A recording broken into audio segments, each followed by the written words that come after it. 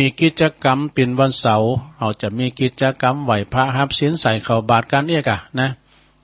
ต่อไปนี่เขาจะไหวพระให้กันเด้อเป็นเบื้องต้นเนาะ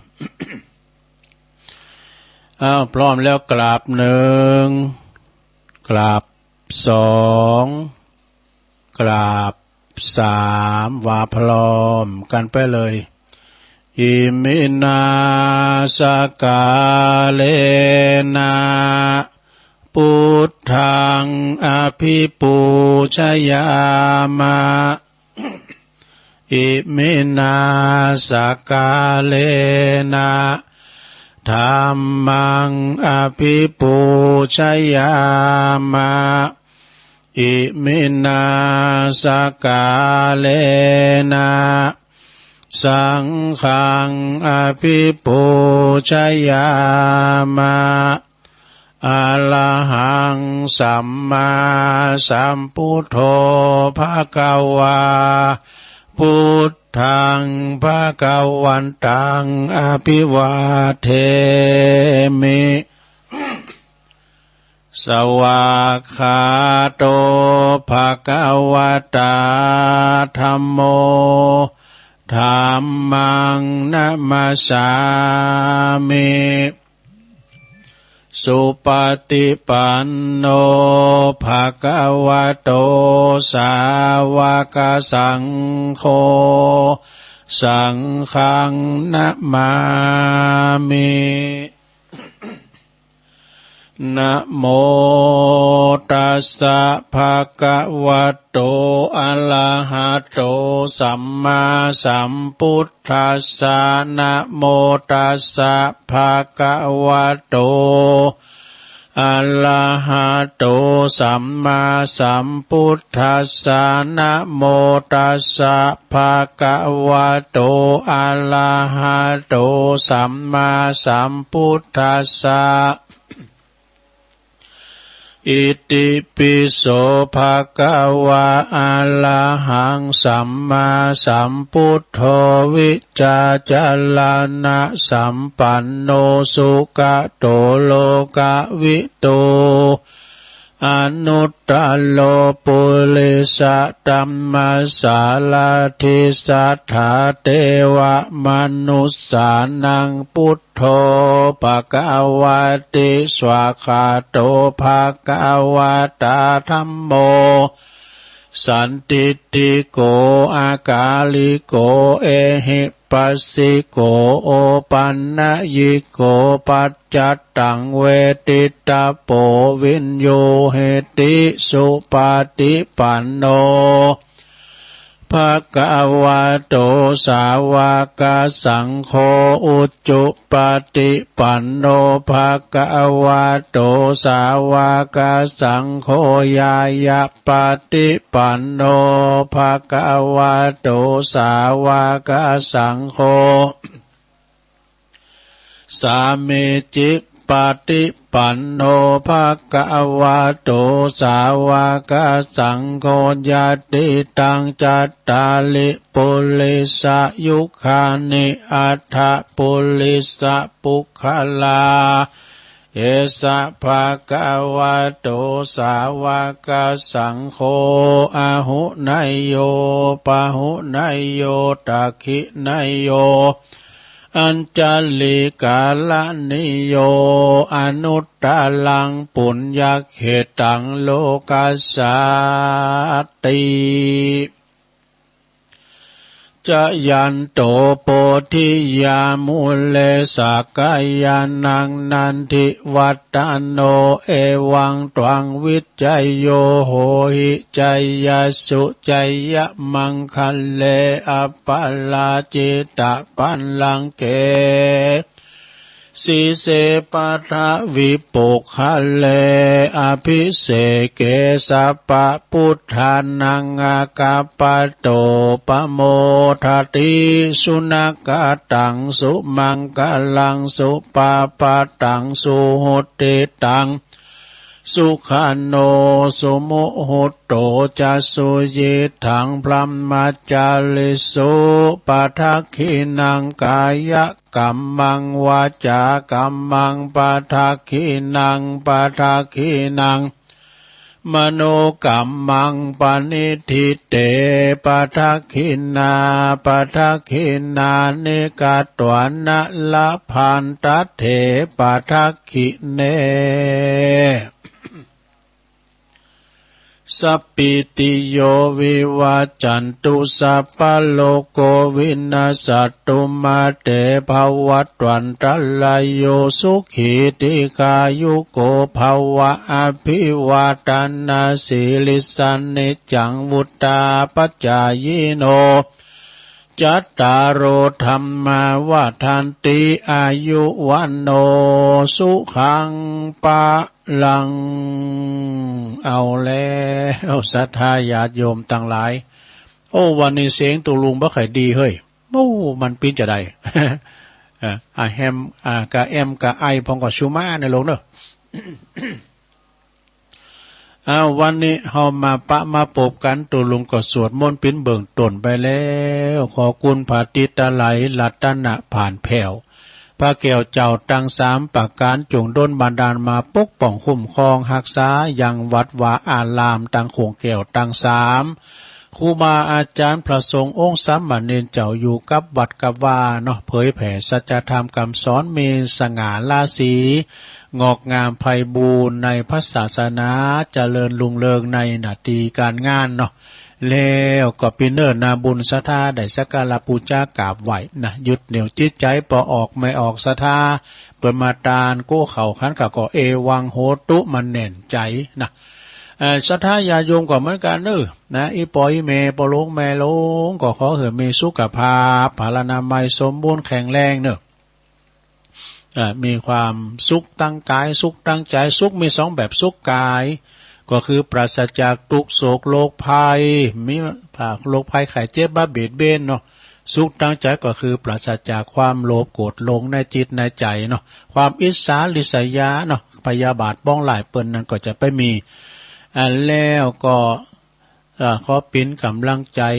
กับอีปออีเมตีเดินเหินไปไหนมาไหนบ้าใดเนาะอยู่ติดต่างติดเด่นก็เอาวิทยุปิ้นกูนะลงเนาะ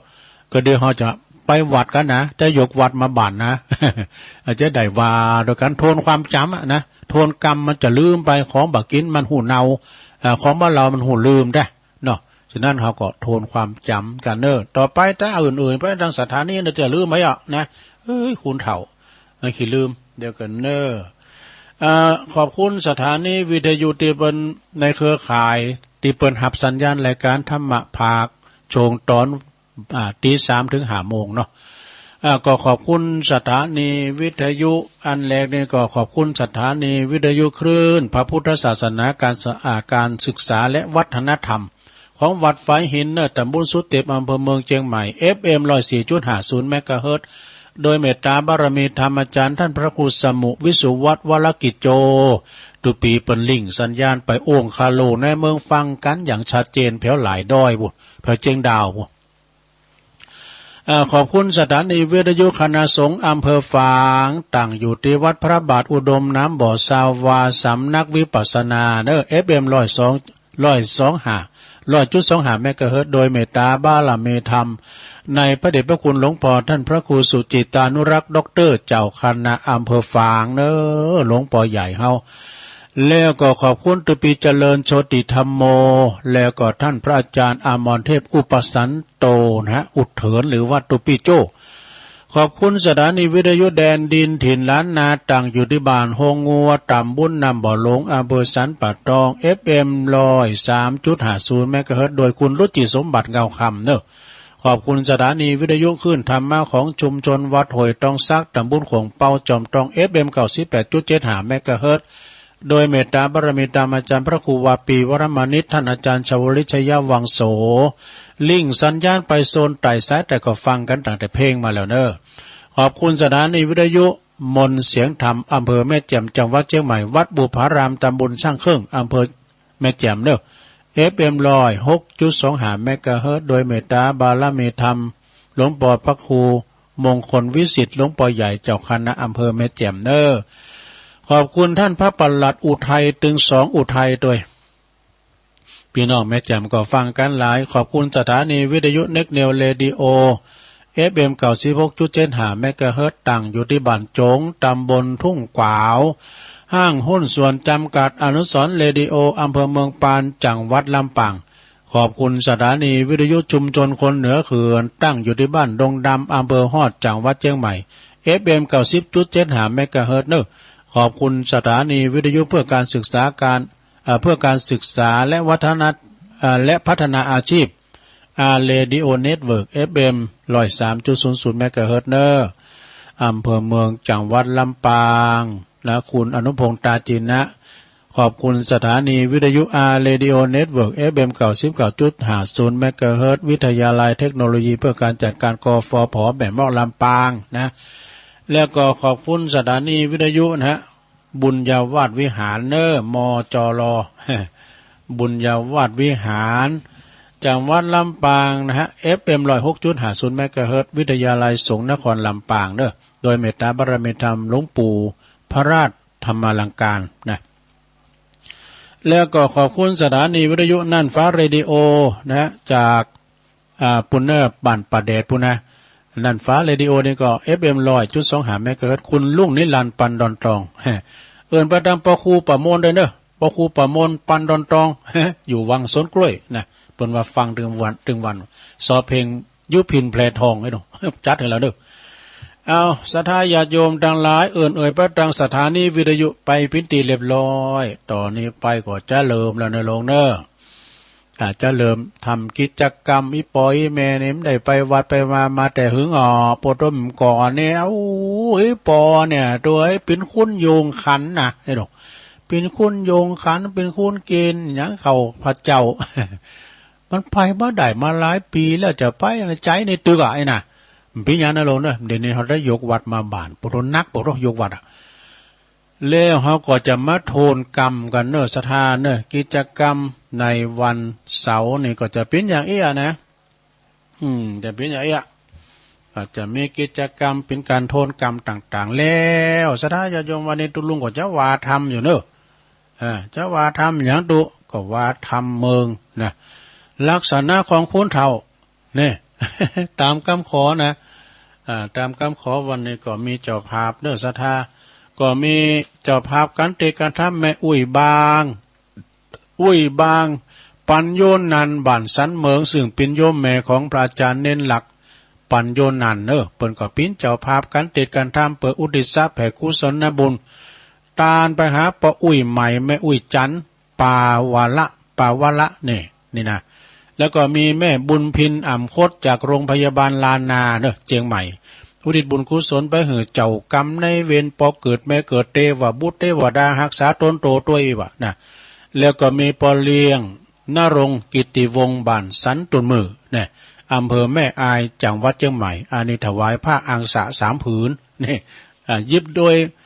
แม่บ้านดอกถวายไปหลายตุนเนอะแล้วก็มีพอสมศักดิ์แม่เพนเขาเตี้ยเดินเนอะแม่เพนเกมน้ำหยาดไว้ต่อไปเขาจะไปตังเดือนเขาจะได้อันโทนกรรมกันเนอะลงเนอะอันดับแรกนี่อย่างตุผู้จานว่าไปเลยเขาจะได้สุมาขันเกี่ยวตัง3กันเนอะลงเนอะ ว่าพร้อมกันไปเลยนะมาเมพุทธังคุณนาสากาลันตังนามาเมธัมมังมุเนลาจเตสิตังนามาเมสังฆังมุเนลาจาสาวกังอาจโยโนปันเตอาชกามายาถาปัลเลยาถามุลาเหยาถาอากุสเลเยมายังพุทธธรรมสังฆาเตสุติลัตตันเนสุอาติเตวะปัจจุปันเนวะอวิวายติวะลาโหวากายเยนาวาวาจายาวาปามตังวะ อากาละวังวาอากาสิมหาติสวายถาธัมมังปฏิกาโลมาเตสังโนพันเตพุทธาติลัตนัตยังอนุกัมปังอุปาทายาอาจายังอาจายาโตปรติกันหาตุขามันตุสัพปังโตสังอายาติงสังวาลิสามาปุณเนวังกาลิสามะสันจิจโตสังอาสันจิจโตสังสัพปังโตสังขามันตุโนจบไปอย่างหนึ่งแล้วลงเอ้ยเอาต่อไปสูมาเข่าพิขาหารเน้อนะมาเมตุปะบุภาลาจาตาเนโอตานาปิกาหาลาตาเนสหปาลิวาลาตาเนวัลลาตาคินาเยกายะตัวเลวาจิตัวเลมโนตัวเลสันจิจะปัมมาเตนาวาอาสันจิจะปัมมาเตนาวากายกรรมเมนาวาวาจิกรรมเมนาวามโนกรรมเมนาวาอาติตาโตสังปัจจุปันนโตสังสัพพังโตสังขมันตุโนตุติยัมปิตติยัมปินัมมาเมตุปะบุภาลาจาตาเนโอตานาปิกาหาลาตาเนสหปาลิวาลาตาเนวัลลาตาคินาเยกาย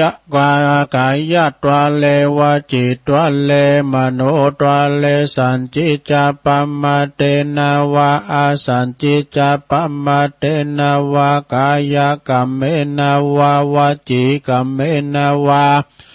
มโนกรรมเมนาวาอาติตาโตสังปัจจุปันนโตสังสัพพังโตสังขมันตุโนเอาแล้วจบไปแถมอย่างหนึ่งแล้วปูล่ามในการละปูล่ามติบช้าเฮาจังหลายต่อไปก็ปากันโยงเข้าพระเจ้าเด้ออิมังโอตันนาปินดาตานังติลัตตานานังสักกะจังเตมาปูเจมาตุติยัมปิอิมังโอตันนาปินดาตานังติลัตตานานังสักกะจังเตมาปูเจมาตติยัมปิอิมังโอตันนาปินดาตานังติลัตตานานังสักกะจังเตมาปูเจมาติกาลตังหิตายาสุขายายาวานิปานายาสังวตันตุโนจบไปแถมอย่างหนึ่งแล้วต่อไปนี่เปิ้นจะโยงเข้าบาทเนาะเปิ้นปิ้นกาติ๊กปิ้นเข้ากล่องบ่จะไขฟ้าให้หน่อยเจาะใส่เก่าใส่โหไอออกจงเข้าสู้อ่ะนะไปไขมึนมันจะยินว่าพร้อมกันบ่เลยสาธุโอกาสาโอตานาปินดิปัตตังตานังนิพพานาปัจจายโยโหนตุโนนิจังโอตานาปินดิปัตตังตานังนิพพานาปัจจายโยโหนตุโนนิจังโอตานาปินดิปัตตังตานังนิพพานาปัจจายโยโหนตุโนนิจังเอาแล้วศรัทธาญาติโยมทั้งหลายตอนนี้ก็ได้สมสมัยที่เขาจะได้ลุกจากตีนนางไปยังไปตั้งยายแถวกันเนอะจะใส่บาตรแล้วนะศรัทธาเนอะเอาปากันลุงจากศาลาลุงจากวิหารไปยายแถวต่างโฮงหลวงคุมาบุญมาเนอะเทวบุตรปอจายอยู่แถวหน้าเทวดาไม่ยิงอยู่แถวหลังนะแล้วก็เอาจะได้ใส่บาตรถอดแคปถอดเกลือไปนู่ศรัทธานู่ถอดแคปถอดเกลือไปเป็นการเคารพต่อพระสงฆ์องค์สังฆเจ้าเนอะภายมีกุ๊บก็ถอดโมกนะเอาขายมเกี่ยวม้มจูเขานะมีในมดปากันเอาสกะละมังทางเป้ขสอบนะซามูไรข้าวสารมาถ่ายข้าวสารเนอะเขาจะรุ่นบาทนะตุปอทาเดินแล้วเนอะตุปอทาเดินแล้วกับเล่น2 ตุนปวดโอ้โหศรัทธามาเป็น200 มีตัวเจ้าเป็นตัวลุงท้ายตัวเนรสองตัวมันบอกให้สมดุลกันแหละ ก่อนที่จะใส่บาตรเนี่ยจอดใส่เก่าใส่โหกันนะลงเน้อข้าวของข้าพระเจ้าข้าวดังดอกบัวยกขึ้นเหนือหัวถวายแด่พระสงฆ์จิตใจจำนงตรงต่อพระนิพพานขอให้ถึงเมืองแก้วขอให้แคล้วบ่วงมารขอให้ทานศาสนาพระศรีอานในอนาคตการโน้นเทินสาธุสุขโหโหมะไปจ่ายในโรงเด้อสุขโหโหมานี่ได้เฮินได้ตึงเฮินนี่วะเปิ้นว่านะสุขโหโหมิอย่างคนใดคนเดียวอย่างเปิ้นว่านี่ยาจามะเนี่ยครับว่าเฮาตึงหมู่อ่ะการนี่ยาจามิได้คนเดียวอ่ะเนาะเขารุ่นบาทเด้อแก้วไปไหนแก้วคำโอ้เขารุ่นบาทที่ดูปอทาเนี่ยถ่ายเขาออกบาทเนาะโอ้วันนี้ปีลายน้องหนักเป็นวันเขาหัวชากันเนี่ย โอ้ท่านชอจอก่อมาผู้นำตั้งท้องถิ่นเท่านี่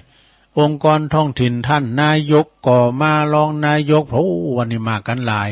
ปอกำนั่นก่อมาผู้ช่วยสารวัตรแพทย์ดุมากันหมดอ่ะปอหน่อยปอนนั้นปอจานลำวัดเฒ่าแก่หนุ่มกำยิ่งใจทั้งหลายนี่ท่านพอก็มาเนี่ยมาทำบุญตักบาตรในเมื่อว่าศรัทธากันเนาะเข้ามาในศาลาวิหารเนอะตอนนี้ตุลุงทาเขาครูบาอาจารย์พระสงฆ์องค์เนรนั่งอยู่เต็นสังเรียบร้อยนะเขาจะเริ่มทำกิจกรรมแล้วเนอะลงเนอะมาเขาตีเขาตั้งเขาตีกับเป็นนางพิษตีเนอะมันขีปัดสลุงกันนะ นางตีไหนตีหัน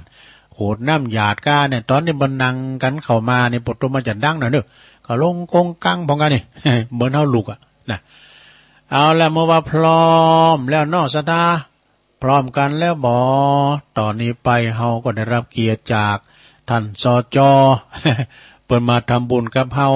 จะได้เจิญท่านสจเนี่ยมาเป็นประธานในการจิเตนปูชาพระรัตนตรัยเนอะปูรามจุดเทียนสนนตั้งมันไว้ก่อนนะเอาสตาตั้งหลายอยู่ในอาการอันสงบเนอะหลังงับฮับปากจะไปอู่การดักเกินการเข่าศาลากับมกอันผึ่งได้เข่าห่างนี่แหละดูดกัน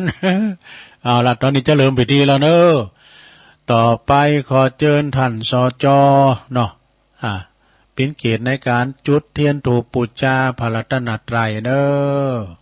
ศรัทธาทั้งหลายยกมือไหวไปมือสาหันหน้ามาตั้งพระประธานพระเจ้าหลวงเพียนดูตอนนี้ท่านสจจิเตนเป็นตีลอยๆอ่านผู้ช่วยเกณฑ์ขันมังกลาหาขอเกณฑ์ขันศีลเนี่ยตุลุงทาครับนะเอาละพร้อมแล้วปูจานว่าไปเลยมันลาแล้วต้มแตนเหมือนขาไฟใหม่แล้วขอน้อยแล้ว เอาว่าไปเลย เอาเนื้อสระญาติโยมตัวนี้เอาแต่ละต่างอกต่างใจเนอะตุลุงจะได้ปันปอนปันศีลหือศรัทธานะเสาไหนก็มาไหว้เตือนหนึ่งเนาะเอาศีลเนอะมะยังพันเตติสาลเนนะสหปัญจศีลานิยาจา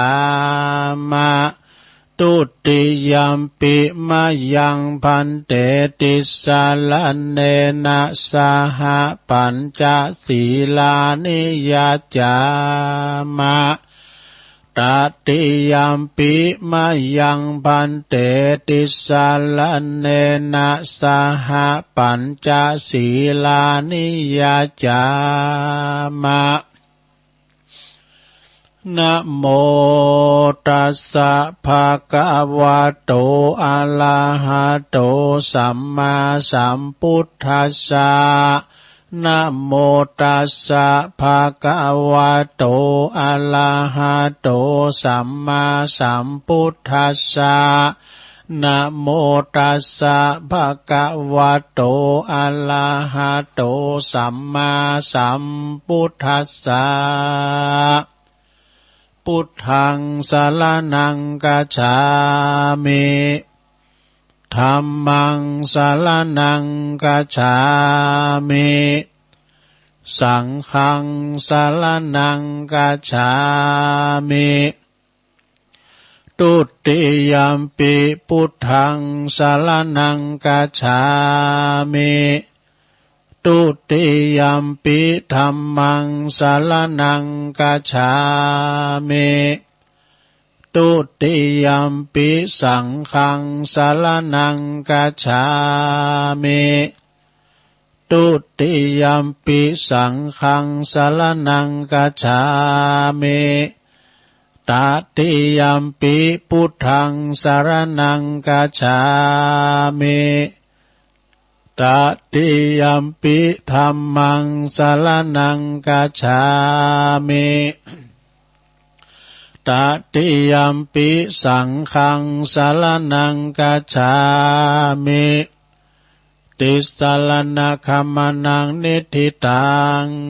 ปานาติปาตาเวละมณีสิกขาปะตังสมาธิยามิ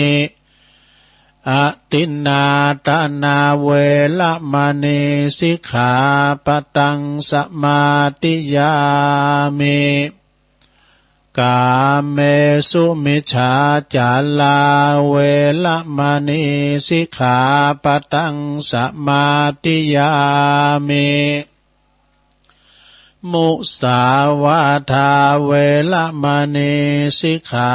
ปะตังสมาธิยามิสุลาเมลยะมัจจปมาตัฏฐานาเวละมณีสิกขาปะตังสมาธิยามิ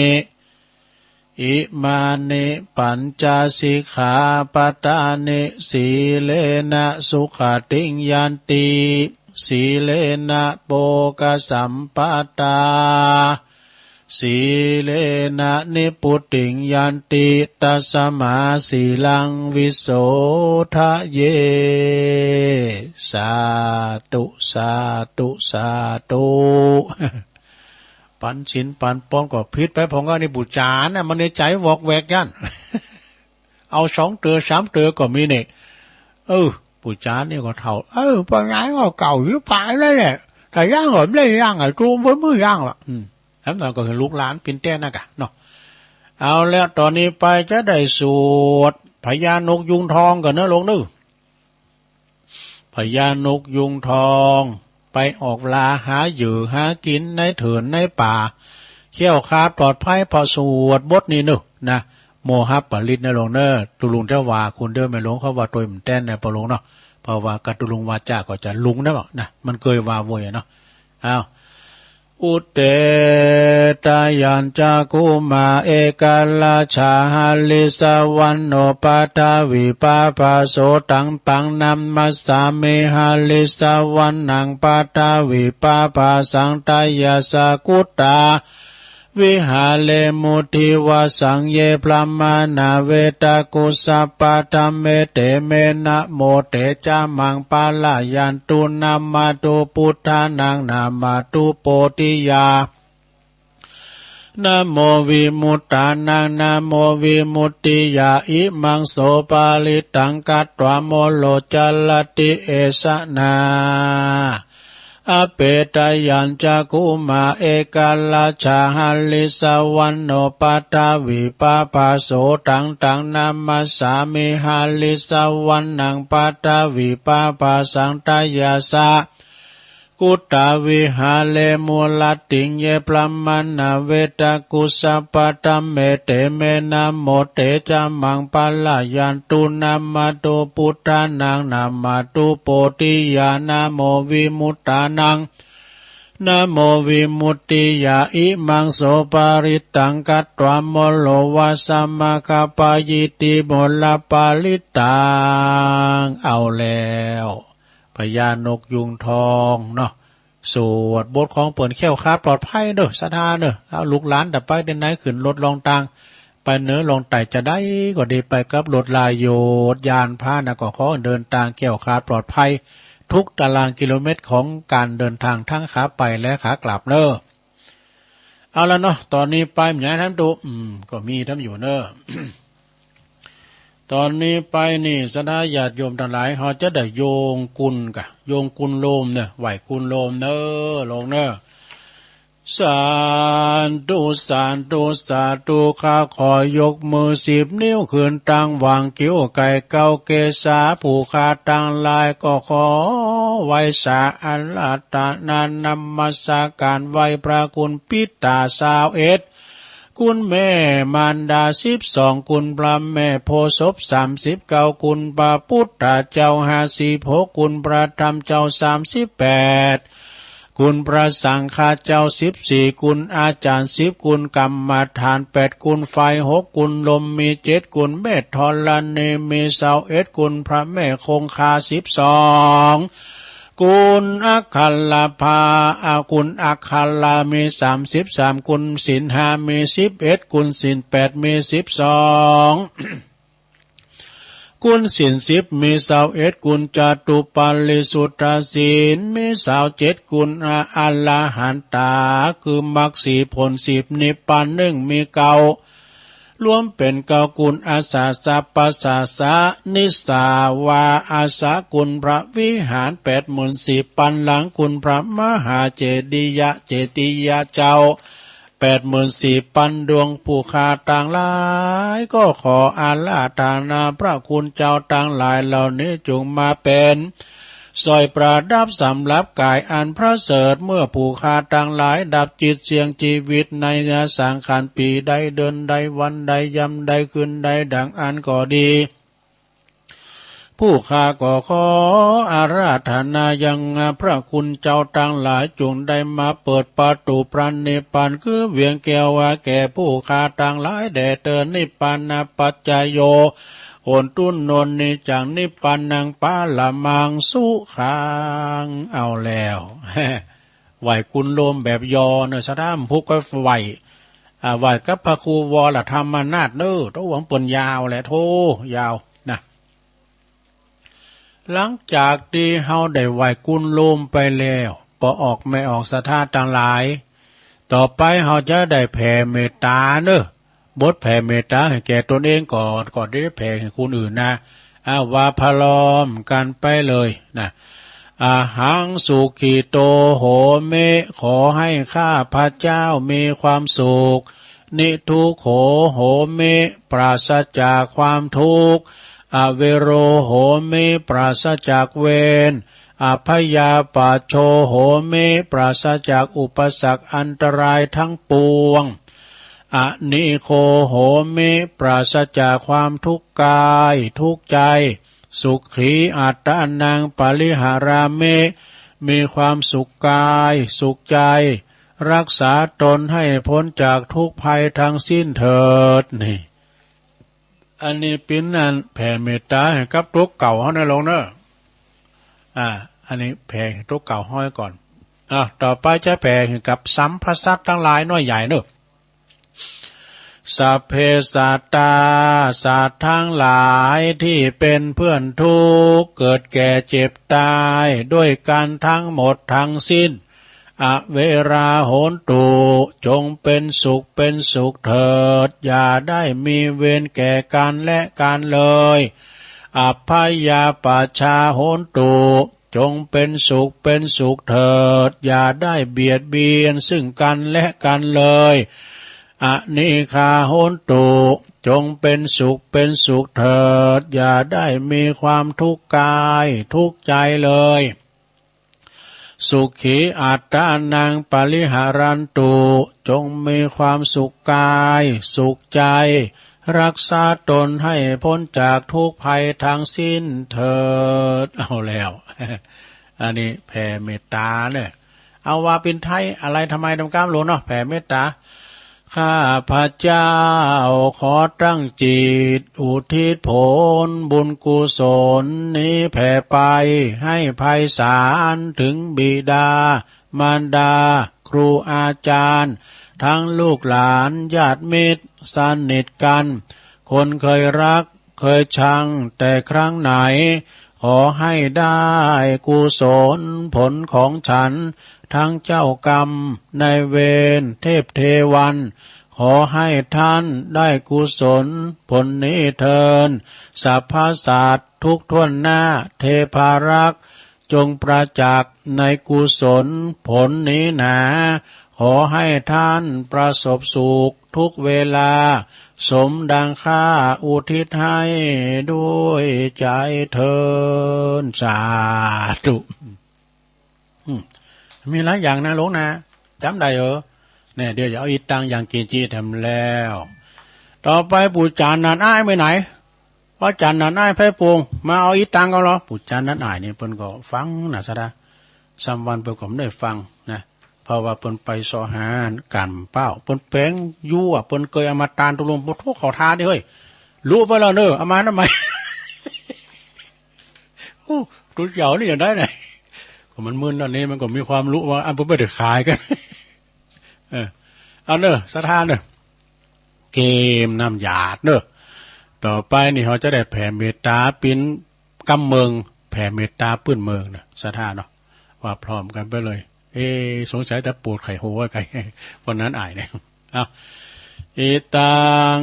ตานากัมมังเนปานาปัจจโยโหตุนโนเนจังอิตังศีลากัมมังเนปานาปัจจโยโหตุนโนเนจังอิตังภาวนากัมมังนิปานาปัจจโยโหตุนโนเนจังยังกินจิกะกุศลังกาตาปังกัมมังสเปเหกาเตเหกาตังปุญญังโนอนุโมตันตุสุนันตุผลโตเยเตวะอัสสัมมิงฐานเนอาติกาตาติกายุกาสัตตาหนตุสัพพสัตตานังสัพพสัตตาสุขีอัตตานังปาลิหาลันตุมาตาปิตาสุขิตาหนตุตุขะปะมุนจันตุสัพเพยติกาหนตุตุกะปะมุนจันตุสัพเพอัญญตกะสุขิตาหนตุตุกะปะมุนจันตุสัพเพปิสาสัพเพยขาสัพเพเปตาสุขิตาหนตุตุกะปะมุนจันตุสัพเพนัคขตาสุขิตา สัพเพเทวาสุขิตาหนตุตุกะปะมุนจันตุสัพเพอาจาริโยปัจจยสุขิตาหนตุตุกะปะมุนจันตุสัพพสัมปติโยสัมมิจันตุโวปนันถ้าสลัมไปดิมันมาขึ้นมาถึงการเป้าว่าอย่างนี้สมัยเดี๋ยวลงเด้อถ้าเสียปลายหน่อยนะตุลุงก็งงเหมือนกันนะเจ้าก็อ่านอ่ะปันศีลก็ขณะที่มันปันศีลเนี่ยมันกึดไปแล้วจบวันนี้เดี๋ยวเอาอย่างต่อสมัยเนี่ยเอาอันนี้เอาแต่ละวันตาลงนะลงเด้อวันตาเมพุทธังสัพพังเมโตสังคัมมาธัมเมพันเตวันตามิธัมมังสัพพัมเมโตสังคัมมาธัมเมพันเตวันตามิสังฆังสัพพัมเมโตสังคัมมาธัมเมพันเตวันตามิกุลุอุปจาจาริเยสัพพังเมโตสังคัมมาธัมเมพันเตวันตามเมกัมมัฏฐานังสัพพังเมโตสังคัมมาธัมเมปันเตวันตามเมอาลัมเมภัตตาสีมายังสัพพังเมโตสังฆมาธัมเมปันเตวันตามเมเจติยังสัพพังสัพพทานเนสุมปลดินติตาสลีลาธาตุมหาโพติงพุทธลูปังสักกะลังสัตตานากาโลเกเทวาโลเกพลัมมาโลเกจัมปูติเปลังกาติเปสาลีลาธาตุโยเกสัตตุโยอาลาหันตาธาตุโยเจติยังกันตะกุติงจตุลสีติสาหาเสธัมมขันเตสัพเปตังปาตาเจติยังอหังวันตาเมสาปาโสต่อไปหมู่เฮาเจ้าขาทั้งหลายหันหน้ามาตั้งครูบาอาจารย์พระสงฆ์องค์เนรวันตาตุลุงทาวันตามิพันเตสัพพังอาปาลาทังกัมมาธัมเมพันเต มยากาตังปุญญังสามินาอนุโมทิตาปังสามินากาตังปุญญังไมหังตาตาปังสาธุสาธุอนุโมทามิกัตตาโลธรรมาวัฏันติอายุวันโนสุขังปลังสาธุสาธุสาธุโอ้ศรัทธาญาติโยมทั้งหลายมันใจเบาๆเหมือนกันเด้อสำเร็จก็ลุงก็ลืมเหมือนกันนะศรัทธาโอ้ยคุณเดียวปู่จานก็ดีปินครูเจ้าก็ได้ปินปู่ลามก็ได้ปินนายกก็ได้ปินดูมันหลายตำแหน่งให้นี่ซุบหมกไรบ้าเดี๋ยวก็สลามลงสลามปั้งปาไปว่ากันเนอะไปว่ากันมันก็แต่พ้องหลินพ้องพระถือสากันแล้วเนอะนะ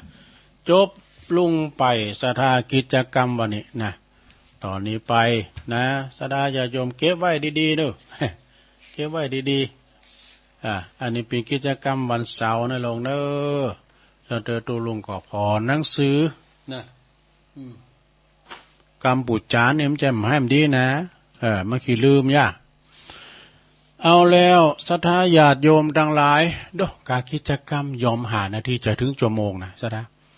แล้วตัวลุงจะตีทำต่อไปอยู่นะศรัทธาฟังดีๆเนอะวันนี้ก็ส่งกระแสเสียงประดังไอทองบินเขาปีสมเพชรเขาดอยแก่นเดียวคือดอยโตนฟังกันอยู่ก่อ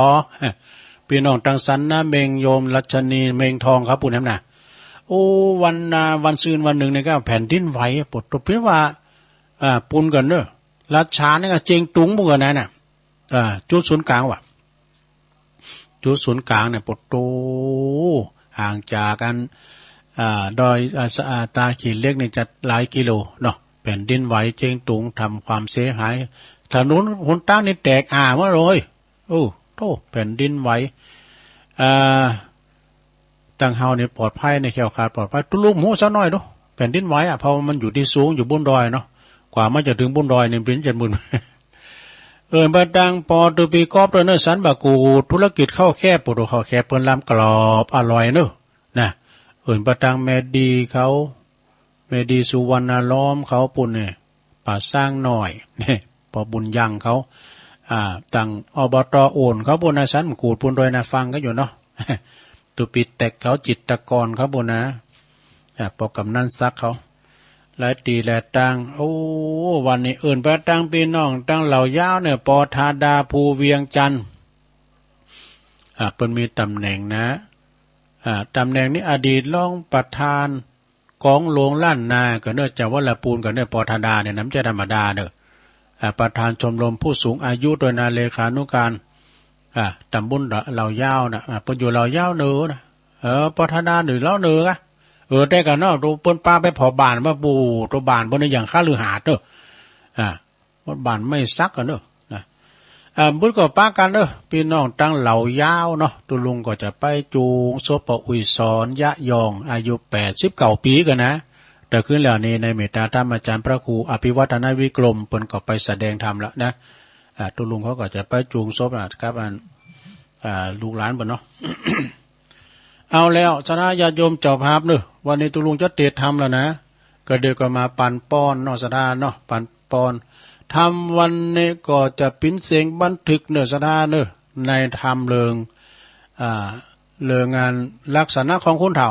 เท่าปาลาหมาเห่าเท่าคุบเข่ากลางจานเท่าลักหลานน้อยอ่อนนี่นะยาวเหมือนกันก็เดี๋ยวเขาก็ค่อยมาว่ากันเนาะค่อยมาสรุปธรรมแล้วก็ค่อยมาประกาศข่าวสารงานบุญตักต่างหลายกันเป็นลำดับต่อไปฟังธรรมเกินลักษณะคุณเฒ่า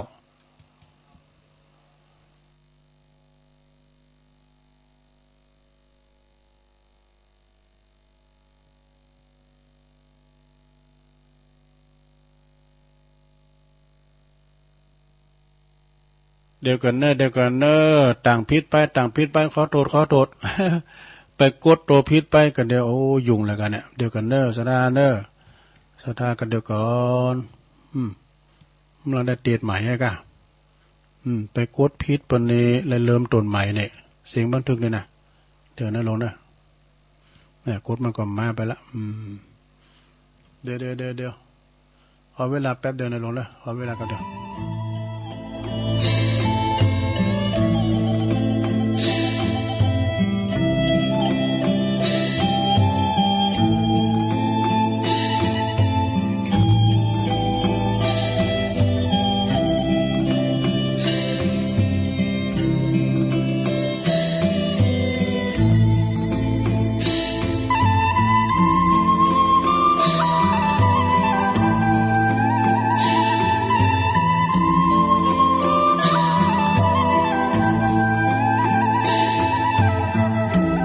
ก่อนซะนะตัวนั้นรู้ไปแล้วรู้อีนี่รู้แน่นอนเนาะแต่กดผิดเปิ้นแล้วไปเริ่มต้นใหม่ไปเนี่ยเอาใหม่ติดสดเลยนะอันนี้เนาะติดสดเลยติดสดเลยเนี่ยตั้งใจใหม่จะเอาทำมหาวินบากฉบับเก่านะลงเด้อฉบับเก่าแต่ตัวหนังสือมันน้อยบ่รู้ตัวลุงเอาบัสเตอร์ปะดูโอ้มันเก่านะแกเนอะพัดลมนี่ก็ได้เปิดพิมพ์เตอร์ลงเปิดมื่นก็ไม่ได้มันเข้าตาแสบตาก็ปิดพิมพ์เตอร์มันมีสวิตช์อยู่หิ้มมือเนาะไม่ได้ใจไผใจตัวเก่าเนี่ยขั้นเปิดก็ห้อนไว้นี้นะก่อนนี้จะเตะทำมหาวินบากฉบับเก่านะลงได้ยาวหน่อยนะพระอาจารย์นั่นรัตนธรรมกรรมนิปานังเยนากาลังลัมมังเยนากาสายยังปันดิโตตังโนมากังอุติสิตุงธรรมมุตตมังปัจจังอลัตนังกะโลมา เป็นธรรมใหม่เนื้อสดาแต่เป็นธรรมเก่าสัทธาเจ้าภาพก็เก่านะ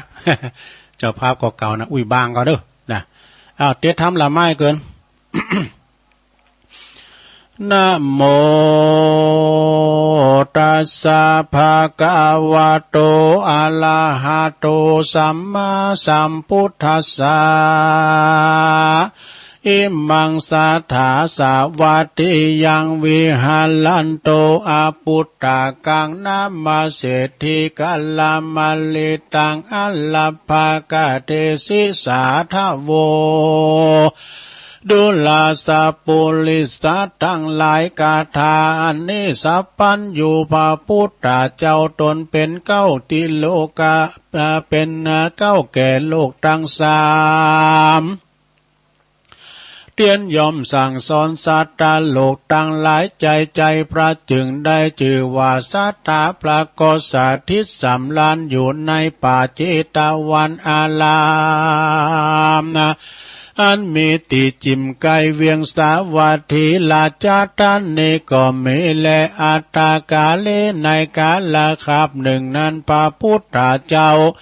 ก็พระลบซึ่งเศรษฐีหือเป็นเหตุพระจึงได้ปวัติเตศกล่าวเป็นคาถาว่าอิเมวัตตะโพนโต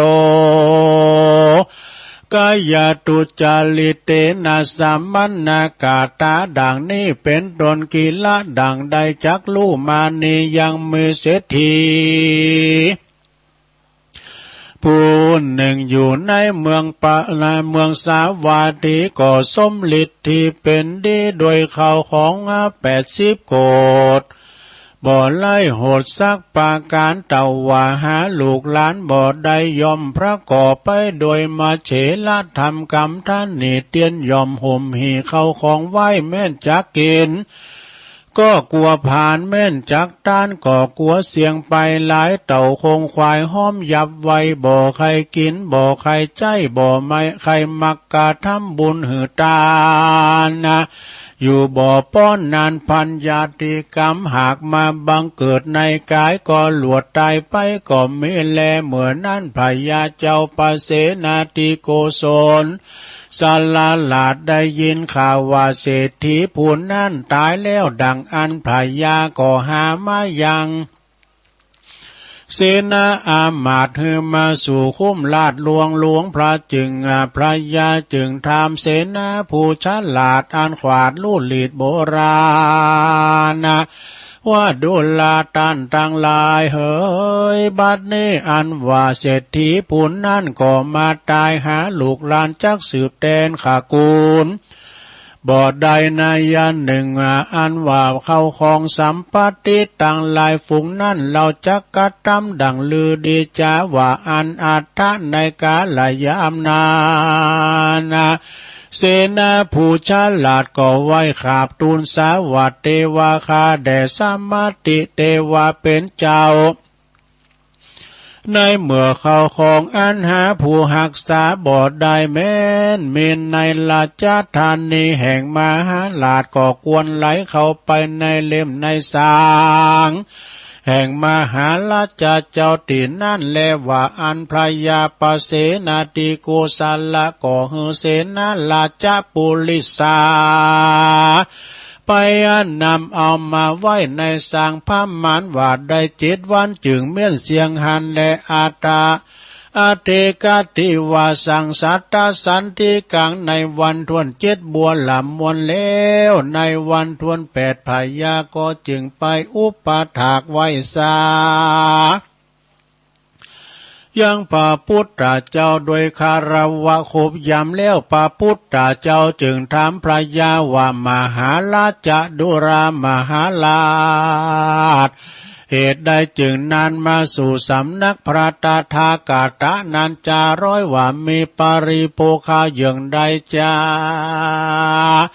เมื่อนั้นพระยาจึงไว้สาว่าพันเตภกวาคาแด่พระพุทธเจ้า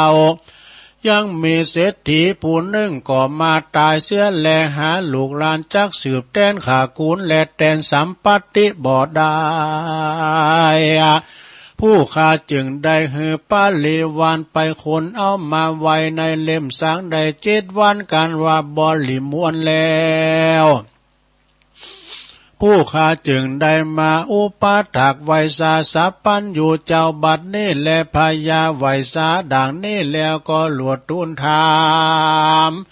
ว่าพันเตภกวากาแด่สัพพันอยู่เจ้าอันว่าเศรษฐีผู้นั้นมีเข้าของสัมปติก็มากนักและมียศปาลิวานก็มากนักดีหลีเหตุใดจึงหาลูกหลานบ่ได้แม่นมีเข้าของสัมปติก็มากมันก็บ่อาจจักบริโภคใดสันนั่นจาภาการหนึ่งนาในเมื่อเศรษฐีผู้นั้นจักกินข้าวน้ำปูจานะอาหารดังอันคนใจก็มาตกแต่งยังปูจานะอาหารอันงามอันประณีตดีงามใส่ท่านไล่คำมาตั้งวางไว้2 นาดังอันเศรษฐีผู้นั้นก็ป้อยกล่าวว่าสู่ตั้งหลายมาแต่งแปลงของกินอันดีอันมีสภาวะอันสันนี่มาฮือกูกินนี่จ้าว่าอันแล้วมันก็ด่าคนต่างหลายจำหือเอานี่ไปเสียหันแลกาละเมื่อมันจักกินข้าวน้ำอย่างอันมันก็หือนางเศรษฐีต้มข้าวหัวเปลี่ยนกินกับน้ำปะอันจืดอันจางกินจูขาบจูวันก็มีแลเถิงกาละเมื่อมันจักไปตีตังใดดังอันคนตังหลายก่อนนำเอาสิวิกายคำอันดีอันงามมาฮือขี่ดังอันเศรษฐีผู้นั่นก็ป้อยเกียดเลี้ยวก็มาด่ามาตีคนตังหลายหันแลสานะเนเศรษฐีก่อนนุ่งแต่ผ้าป่านผ้าปอแล้วก็ขี่เกวียนอันลุอันเก่าอันคลำแล้วก็เต้ากั้งบังไปด้วยใบแฝกใบขายิบเป็นลมไปก็ไม่แลพันเตภกวาคาแด่พระสัพพันอยู่เจ้านาส่วนว่าเศรษฐีผู้นั้นแม้นมีข้าวของก็หลายมากนักมันก็บ่อาจจักบริโภคใดสันนั่นพอบาปกรรมอย่างใดจาขอพระเป็นเจ้าจุงเตสนาอย่างบุปกรรมวิบากแห่งเศรษฐีมาฮือแจ้งแก่ผู้ฆ่าต่างหลายแด่เตอเมื่อนานะ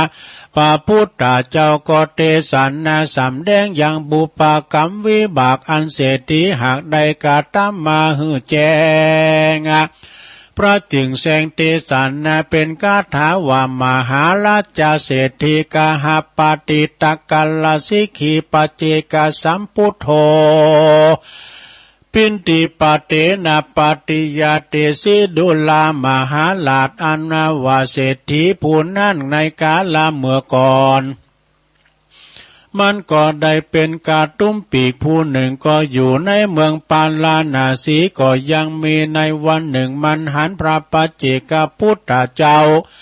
ต้นจือวาตะกัลลสิกขีเข้ามาปินที่บาทมันก็ได้ออกปากล้อนกล่าวแก่คนตั้งหลายว่าดูลาเปื้อนเราเจ้าเราตั้งหลายเฮ้ยบัดนี้เจ้าสาลมต้นหนึ่งก็มาปินที่บาทสูจุงโอกาสกะตำบุญหือตานเตอว่าอันแล้วมันก็กำเอาพระแลขวานไปสู่ป่าหันแลกระตุ้มปีกพูนนานมันหาศรัทธาบ่ได้ส่วนว่าเมียแห่งมันนั้นก็มีใจจุ่มจื้นยินดีมากนักมันก็มากันนิ่งในใจ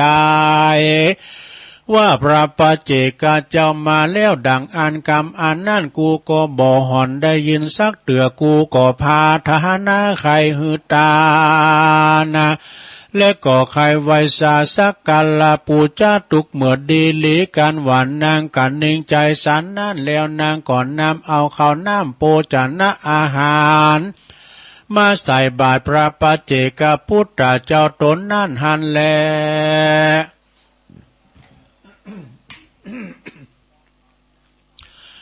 ตัสสะมิงคาเนในการณยามนั้นกาตุ้มปีกผู้นั่นไปสู่ป่ากลับมาแล้วมันก็หันเมียมันตกแต่งดาข้าวน้ำโปจานะอาหา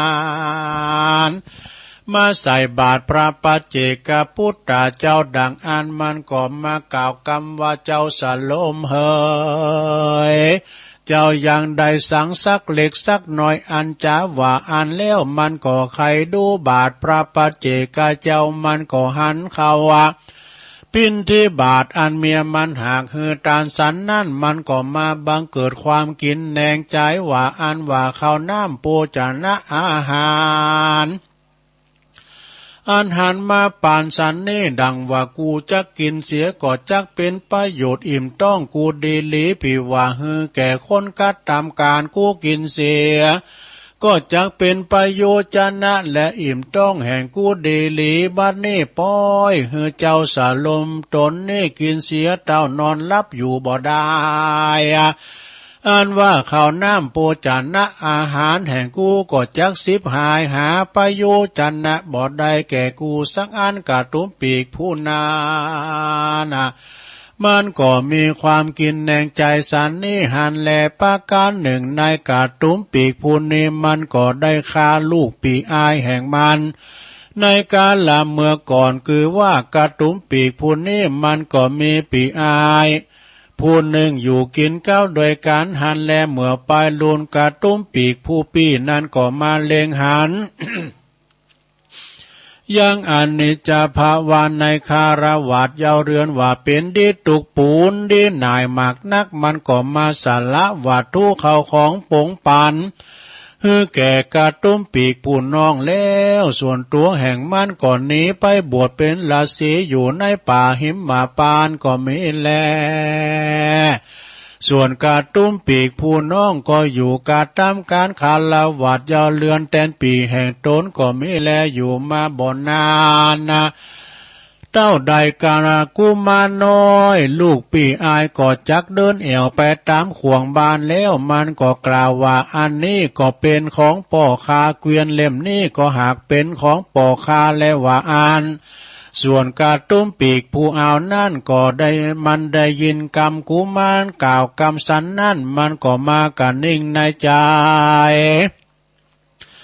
ว่าเจ้ากุมารน้อยผู้นี้มันยังหนุ่มยังน้อยมากนักแต่ดีหลีมันป้อยมากล่าวกรรมสันนี่จ้าพี่ว่ามันมีวัยยาคืนใหญ่มาแล้วมันก็มันจักเยียดังเลือจาแม่นว่าวัตถุเข้าของตั้งลายมวลฝูงนี่มันก็จักเอาเสียบ่อันมันก็จักฮือแก่ต้านผู้อื่นเสียบ่อยากจะแลกระตุ้มปีกผู้เอากันนิ่งใจสันนี่แล้วอยู่มาวันหนึ่งมันก็อุบายป่าเอากุมารน้อยผู้นี้ไปสู่ป่าแล้วก็บิดคอกุมารน้อยผู้นี้หือตายแล้วมันก็ละตอดเสียในป่าจ้าติหันแลอันนี้ก็เป็นปุพกรรมวิบากแห่งเศรษฐีในกาลเมื่อก่อนวันนั้นแล สัตตาสัพพัญญูปะพุทธาเจ้ากันหวานนำเอาปุปปกรรมวิบากแห่งเศรษฐีมาเทศนาเท่านั้นแล้วก็ปรากฏเทศนาว่ามหาราชดุลามหาราชอันว่าเศรษฐีผู้นั้นในกาลเมื่อก่อนมันก็ได้เป็นก็ได้เป็นกระตุ้มปีกผู้หนึ่งมันก็ได้ร้องเอิญบอกกล่าวแก่คนต่างหลายว่าฮือตานลักเฮืออาตานเขาปินที่บาทแก่พระปัจเจกพุทธเจ้าวันนั้นโดยเตจะบุญกุศลเต่าอันกันว่ามันจุติตายก็ได้ไปบังเกิดในเมืองสวรรค์เทวโลกได้เจจาดกันว่าจุติจากเทวโลกแล้วมันก็ได้ลงมาเกิดในเมืองสาวัตถีก็ได้เป็นมหาเศรษฐีมีค่าของมากนักมันก็บ่อาจจักบริโภคได้เพราะแม้นว่าข้าวน้ำโภชนะอาหารอันประณีตก็ดีผ้าผ่อนตอนสบายยัวยานสีวิกายคำอันดีก็ดีและมาปัญจกรรมว่าคุณอันเป็นโอลาลิกะมันก็บ่อาจจักบริโภคได้ก็โดยปาปกรรมอันมันมีความกินแหนงใจเสียได้เขาปินที่บาทอันเมียมันหากหือตานะแก่พระปัจเจกพุทธเจ้าวันนั้นและประการหนึ่งเศรษฐีผู้นั้นเกิดมาหาลูกหลานบ่ใดหาผู้จักสืบแทนคากูลบ่ใดก็โดยปาปกรรมอันมันได้ฆ่าลูกปีอายในวันนั้นแลดูลาอันลาดูลามหาลาส่วนอันว่าเศรษฐีผู้นั้นได้กระทำกรรมมาก่อถึงเสิงอาเสียงไปในจัดนี้แลโดยส่วนปาปกรรมอันมันได้ฆ่าลูกปีอายก็ดีมันได้โลภล้นปนป้ามานได้ข่มเหงเต็งแป้เอาของตานก็ดีปาปกรรมทั้งมวลฝุ่นนี้ได้โอกาสก็จักนำเอาเศรษฐีผู้นั้นไปเกิดในมหาโลลุวันโลกก็จักได้เสวยทุกขเวทนาหมากนักกันมันพ้นจากนาโลกแล้วก็จักได้มาเกิดเป็นเปตวิสัยจือว่าก็จักได้มาเกิดเป็นเพศจือว่ามีชั้นตาเพศแล้วก็จักได้มาเป็นเปตวิสัยแถมเล่าก็มีด้วยประการดังกล่าวมานี้แหละนั้นมหาวิปากกังนิติตังขียะอันกล่าวยังทำมหาวิบากก็บางกลมสมเรศเดชเลี้ยวเท่านี้ก่อนแล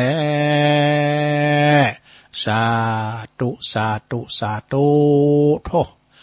ความจริงจบเตือนนะหลวงยังแถมหน่อยนึงอยู่ทำมันยาวเหมือนกันนะมหาวิบากสบับเก่านั่นเองนะตรวจสอบชำระโดยมหาบุญคิดวัชรศาสตร์นี่เนี่ยเปิดรีเพลงนะสดาเนอะโอ้ทำนี่เก่าแก่นะแกทาราทองการพิมพ์นะเลขที่15ถนนราชดำเนินประตูตาแปรเชียงใหม่อะดูโอ้เก่านักแกเนอนี่นะตัวหนังสือเลื่อนไปหมดตัวลุงอปัสเตอร์ปะเอาอย่างมีอันเดียวนี่ตึงจะยาขากูนี่นะก็ทำมหาวิบากนี่ก็เป็นเราถึงเศรษฐีขอเศรษฐีตุกอยากนะโอ้อันเวลาว่าเศรษฐีน่ะเนี่ยมีเข่าของสัมปติหนักนาป้าป่านแต่ว่าจักกินก็โกผ่านจักด้านก็โกเสงนะคุณใจตกแต่งย่างข้าวน้ำโภชนะอาหารอันดีงามหมดตูดอาหารตามฤดูเนาะเฮ็ดถอบออกลิตร300ก็ซื้อมาหือนะเศรษฐีหันว่าเขาตกแต่งของกินอันดีงามก็เดินถึงเขาอะนะเกตจำของอันนี้ไปเนี่ยปวดก็โอ้เป็นอาหารอนุสาของอันกุกอะเนาะเปิ้นเอารถวีโก้อันเปิ้นเอาอันรถเอาอันรถอันซีวิกายข้ามมาดีงามมาขี่มันก็มีขี่ว่ะนะขี่ล่ออันเก่าอันลุเต่ากังปังไปโดยใบแฝกใบคายิบปิ้นลมไปก็มีว่ะผ่านุงโคใบก็มันมีปิ้นวิบากกรรมไผมันน่ะสถานเนาะจำเตยก็แต่งตัวมอซอเนี่ยคุณตุกคุณรวยตุกก็มีนะสถานคุณรวยมีลูกมีเต่าก็มีนะนางเงากกงก บ่เหมือนคุณเดียนเปิ้นมีลูกมีหลานติมบ้านติมจ้องมันบุญภัยบุญมันเนาะกรรมภัยกรรมมันสำเตือคุณตุกมีคุณสืบสกุลก็มีนะลุงให้นาปาตั้งเกิดเลิงเบิงนั้นปิ้นของเปิ้นหมดแล้วจะมีภัยสืบตระกูลมีลูกมีหลานนั่นแต่เป็นพอเอกนี่ก็เหมือนกันเนาะซะนะเนาะ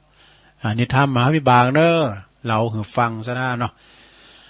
ต่อไปจะได้ปันป้อนกันได้ลงเด้อเอาป้อนกันตึงหลวงนะวันนี้ก็ขอยกบุญกุศล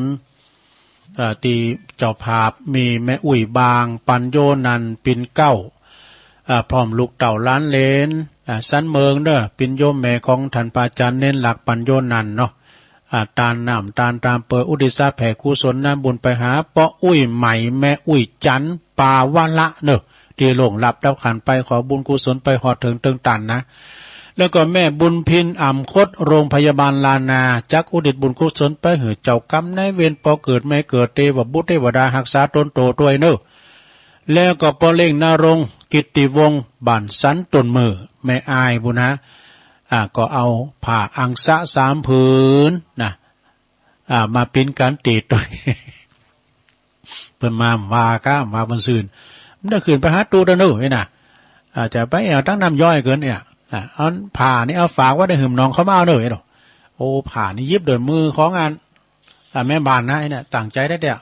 ฉะนั้นก็ขอขอบคุณเนอะแล้วตุลุงก็ขอยกบุญกุศลอันนี้น้อมถวายความอาลัยไปหาพระครูสิริวิชยางกูลจรูนสุจิตโตปท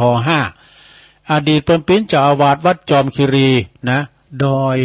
หนองกอกเลยกะตำบลสันมหาพลอำเภอแม่แตงนะ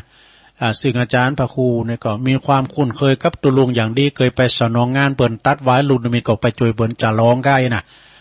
ยามเมื่อเปิ่นอยู่ปุ่นแม่แตงตำปุ่นหิมดอยสุนันทาปุ่นนะวัดยังก็ลืมไปละนะโอ้มนต์นะปุ่นนะ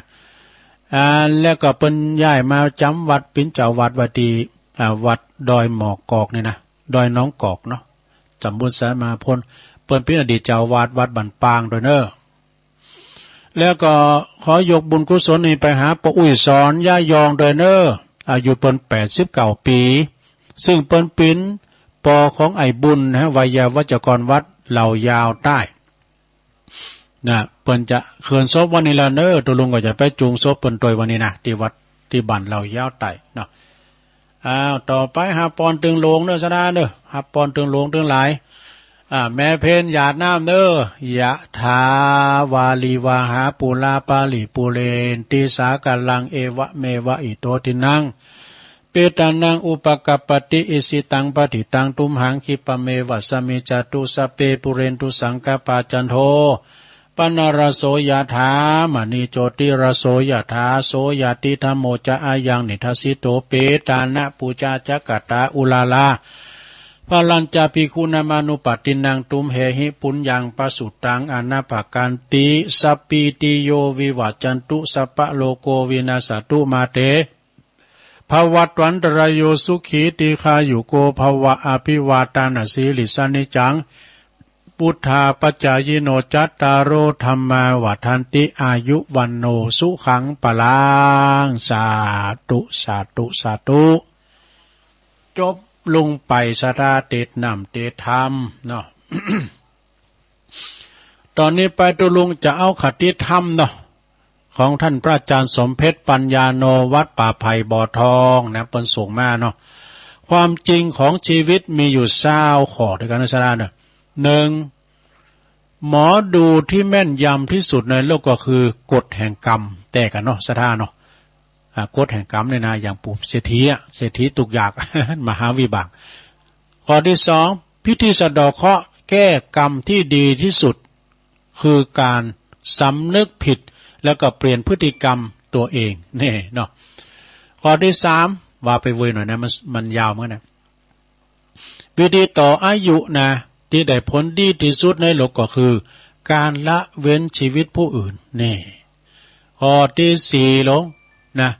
ข้อที่4ก็วิธีเรียกทรัพย์ที่ดีที่สุดในโลกก็คือการทำบุญให้ทานนะลงเนอการทำบุญให้ทานจะไปละแต่เปิ้นตันตันนักกอตันหน่อยพิญญาณไปขี่จีอย่างปูเศรษฐีขี่จีเนอะ เปิ้นเมเปิ้นเอาเข้ามาใส่บาตรนั่นที่ก็ได้โอ้สูใส่บาตรนะสาธุเน้อนะได้บุญด้วยกันเนาะอันนี้ปวดไปไข้พอบาตรปุถุเขากูขาวโจโลนี่กันกูกินเนี่ยก็อิ่มต้องกูดีลีเนี่ยกันมันก็คือคุณการกูกินเนี่ยเขาได้ยการกูน่ะบ่ได้เนี่ยมาใส่ตู้เจ้าเนี่ยนะกินแล้วรับยุ่มได้สบายอย่างตู้ อันนี้มันทำไปเนาะอันเนี้ยนะศรัทธาญาโยมนะก็คือการทำบุญให้ทานนะวิธีเรียกทรัพย์ที่ดีที่สุดคือการทำบุญให้ทานข้อที่5วิธีเสริมสวยดีได้ผลดีที่สุดก็คือรอยยิ้มนะศรัทธาญาโยมทั้งหลายอันรอยยิ้มนี่นะมันจะได้ลงทุนเนี่ยดูลงใส่แย่เขียวรอยยิ้มดูลงยิ้มแบบงั้นดูลงก็ยิ้มนะส่งรอยยิ้มไปเนี่ยดีหรือวันแป้งหน้าโจอย่างโง่โศก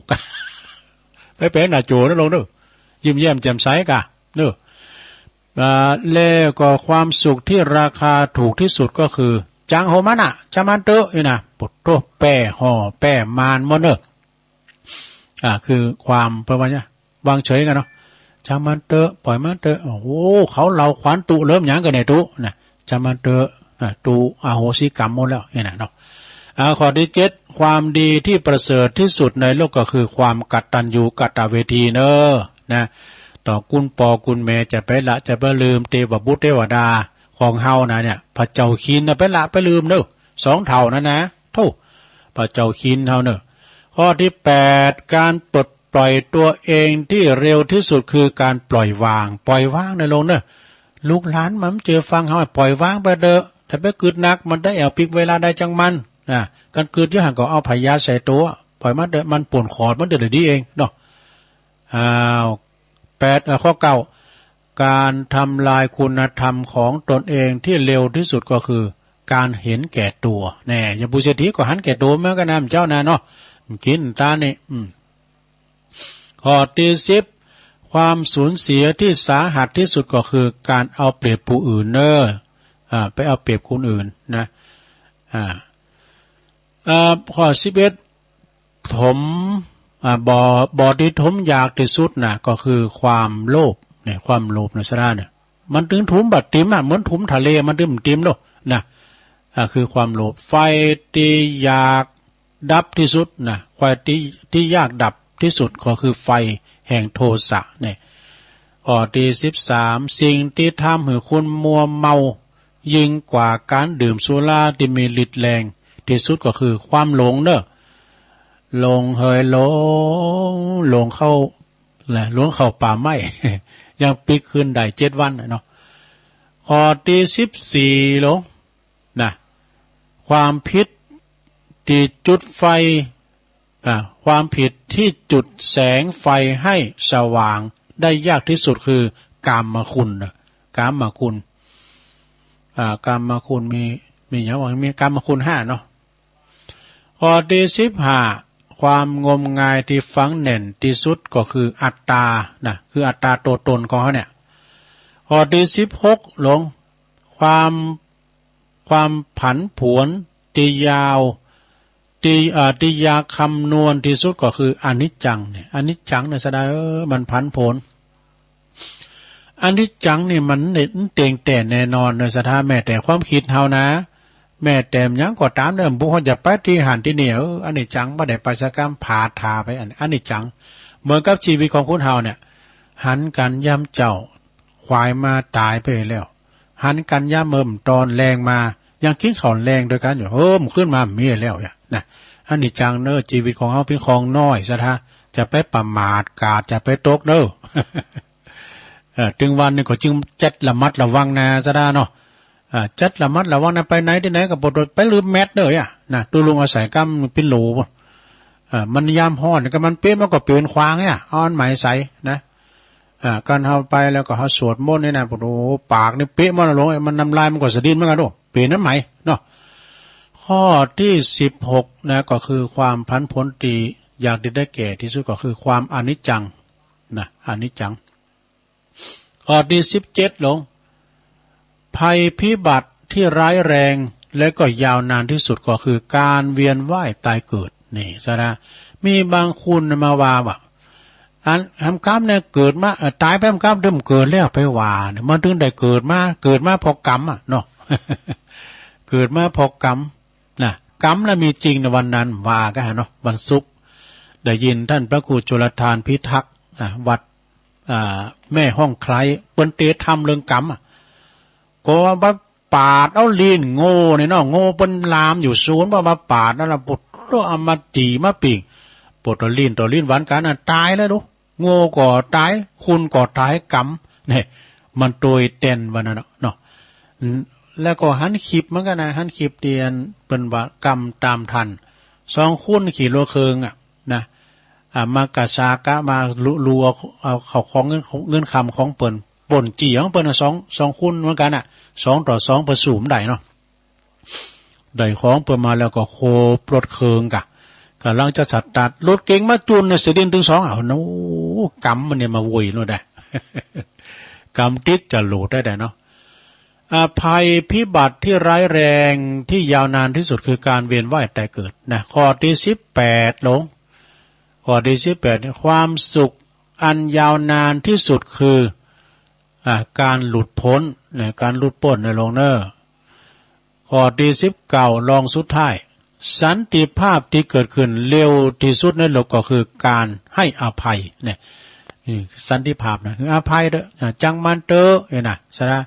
จ้างมันเตอก็คืออภัยทานซ้ำนิดเลยนั่นนะเนาะข้อที่20สุดท้ายศัตรูที่น่ากลัวที่สุดก็คือตัวของเราเองแน่สดาเนอนี่ธรรมะสอนใจอมตะธรรมะเนอสดาขอบคุณท่านพระอาจารย์สมเพชรปัญญาโนวัดป่าไผ่วัดป่าไผ่บ่อทองเนอดอยสะเก็ดนะอาจารย์พระครูเปิ้นก็สูงมากตุลุงแล้วอาจารย์พระครูเปิ้นก็ดูแลครูบาด้วยเนอเปิ้นดูแลครูบาด้วยท่านพระครูพุทธิธรรมรักษ์หลวงปู่เฮาเนาะตักตังลายก็ปีอ้ายใต้โหตุลุงเนอบรรจงกันทวงศ์นะ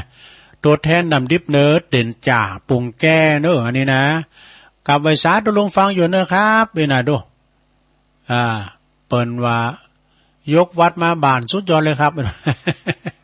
ขอบคุณพี่อ้ายเนอะโอ้ท่านพระอาจารย์สมเพชรไวสานะครับเนอะเข้ามาพอดีเนาะไวสานะครับเนอะขอบคุณเนอะเกรดความหูเกรดคติธรรมตีสูงมาเนาะ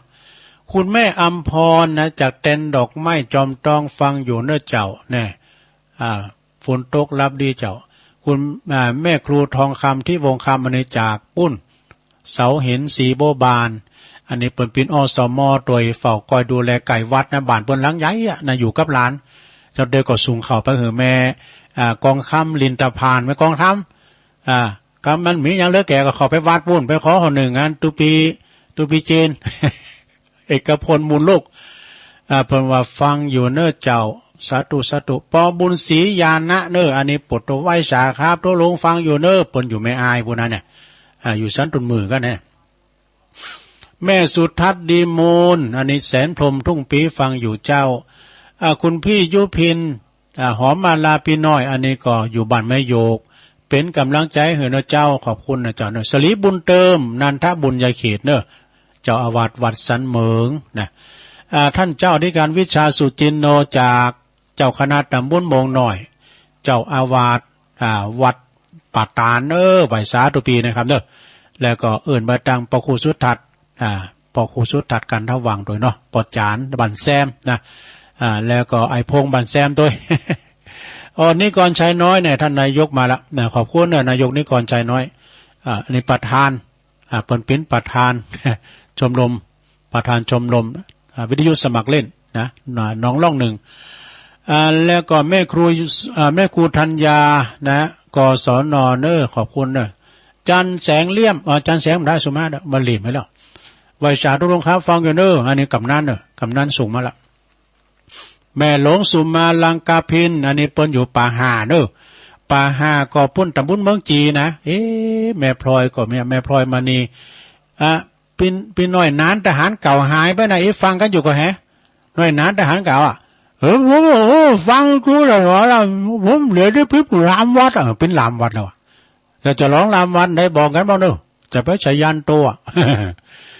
แล้วก็แม่มันลิพ่อมันลิเขาแม่ลอยเขาฟังอยู่ไปตังแม่สมจิตเขากันนี่แม่ครูลาวันเขากันนี่เนาะ แล้วก็มีปอเล็กนะลงกิติวงศ์เนอะฟังอยู่ครับนี่ไปเดี๋ยวอันน้องมาเตอเปื่อวันจันทร์ตุลุงจะไปเสกาอินเทอร์เน็ตมันก็จะเอามาหือเนอะปอเล็กนะลงเปิ้นเอาฝากไว้บั่นลูกสาวเปิ้นเปิ้นเอาผ้าอังสา3ผืนน่ะแม่บ้านเปิ้นยิบมาอย่างดีเปิ้นก็เอาไปถวายหลายวัดหลายว่าอยู่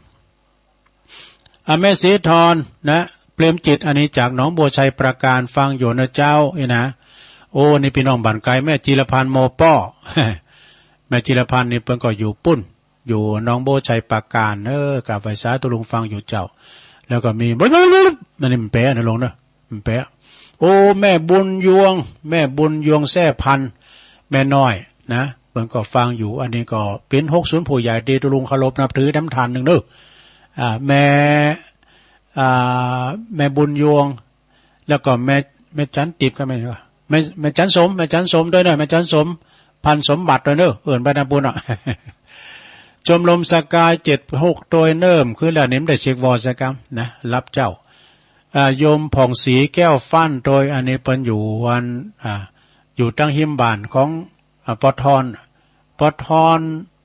หยังซิวก็ดอยซิวปทก็หายไปนะปทดอยซิวนักร้อง นักร้องประจ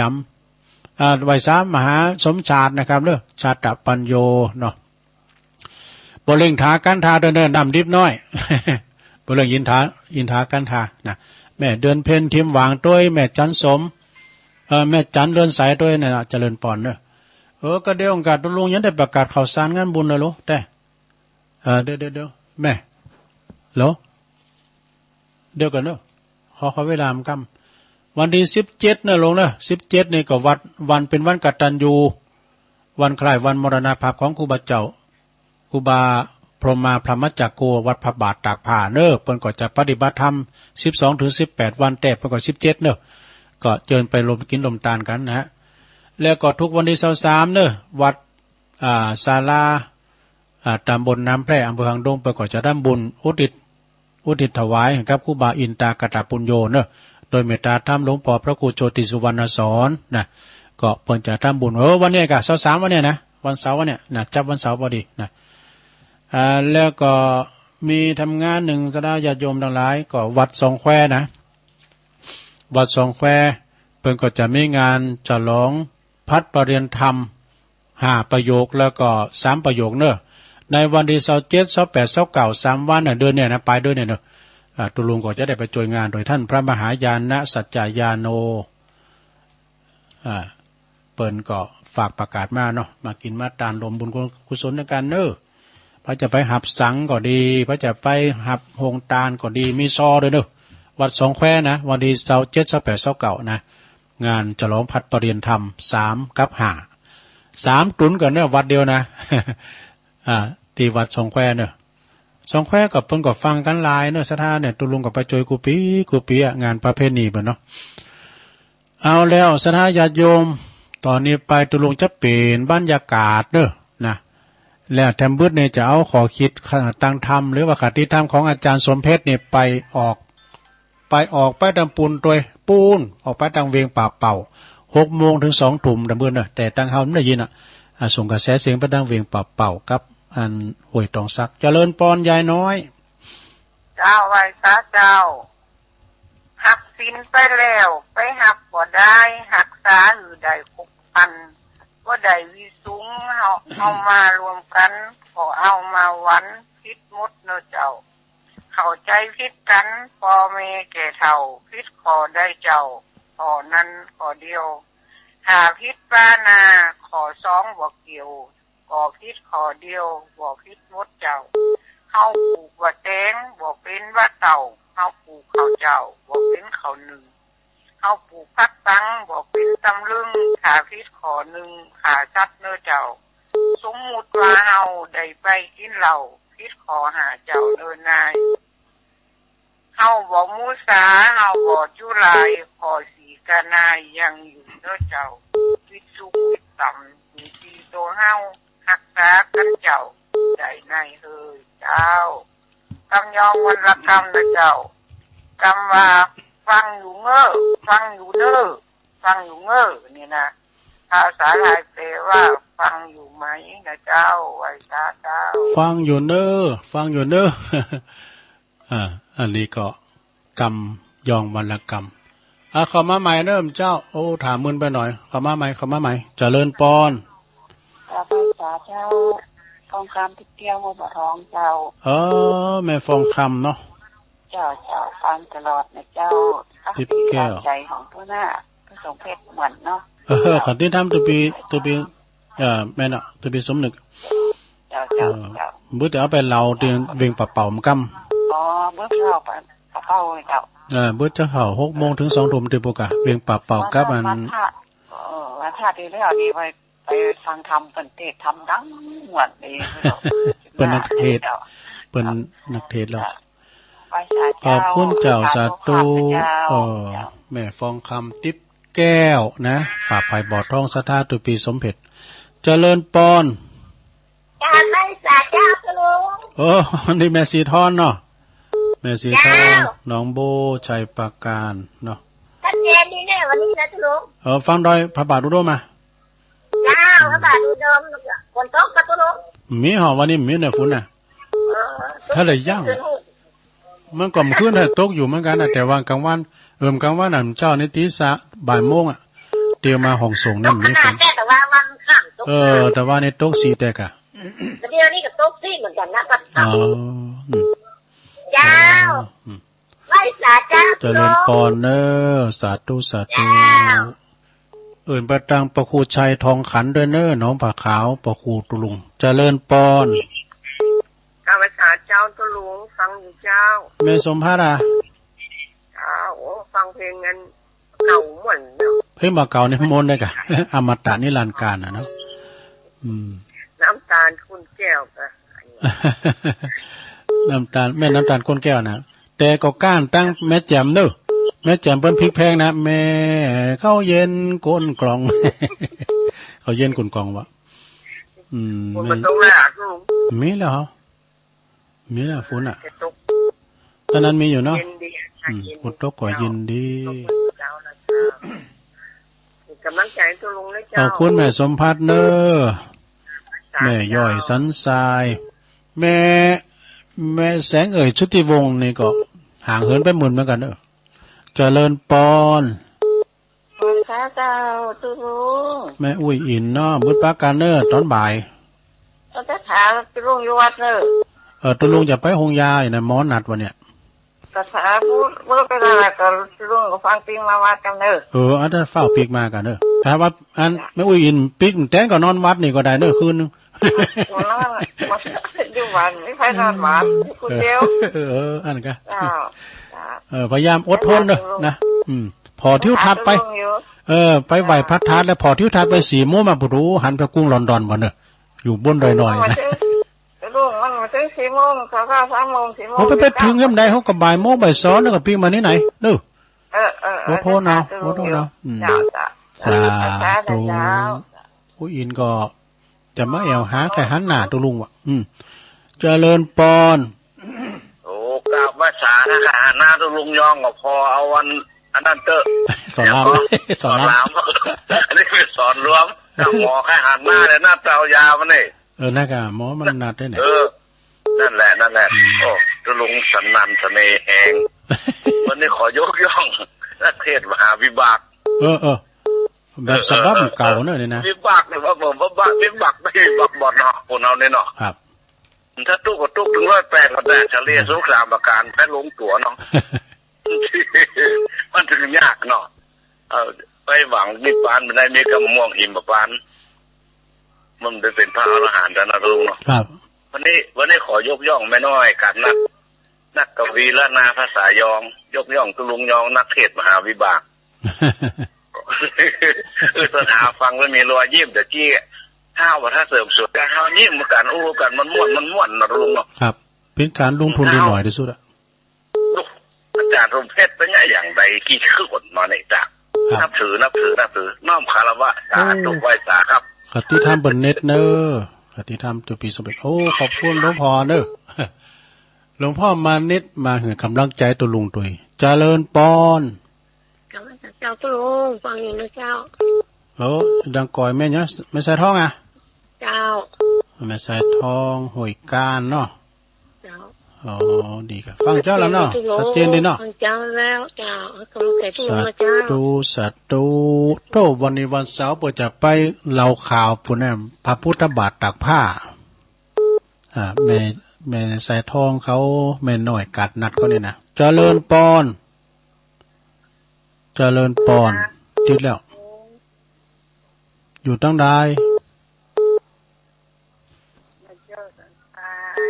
ฮะแม่โจสันไซเนาะสาธุโอ้ปนนานอูแม่โจสันไซเนาะเจริญปอนไอ้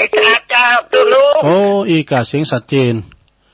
แม่จันเลื่อนไซอันนี้เสียงปลดปล่อยดิเหรอโอ้ถ้าคนโดยอย่างเศรษฐีที่มีนายทำในบ้านเมืองเจริญนะมันเจอแม่จันในกำได้เจอแม่จันในกำหนาวเนอะกินตาลเสื้อผ้าหน่อยก็ได้หนึ่งกับเปิ่นมันเป็นเศรษฐีเย็นยังเนี่ยแม่น่ะมันมีนะเป็นกรรมน่ะใช่ไหมแม่จันมันจำเป็นกับเศรษฐีแต่งตัวมอซอก็มีนะได้มันยังหรอมันยังซื้อผ้าดีๆงามๆมันหนูมันยังซื้อรถใหม่ๆมาขี่อะมันจะการเป็นของไหมคนรวยอยู่ได้เงากงกก็มีนะไม่ลูกไม่ล้านเนี่ยไหมเนาะนั่นหรอกรรมมันได้ฆ่าหลานมันอิจฉาหลานมันก็มีว่ะแล้วตีเท่ามาได้ปืนหลานนี่มาฆ่าคนนี้ว่า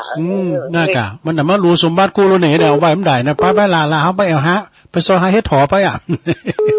อุบายไปแพ้กับบิตคอยเนี่ย